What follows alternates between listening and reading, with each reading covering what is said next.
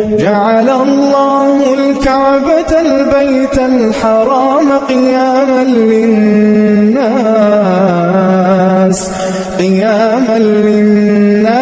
والشهر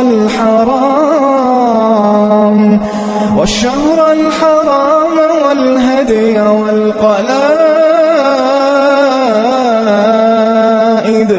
ذلك لتعلموا أن الله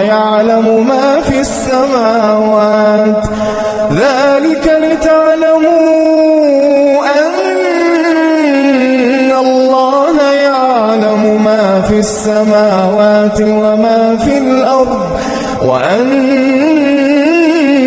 الله بكل شيء عليم.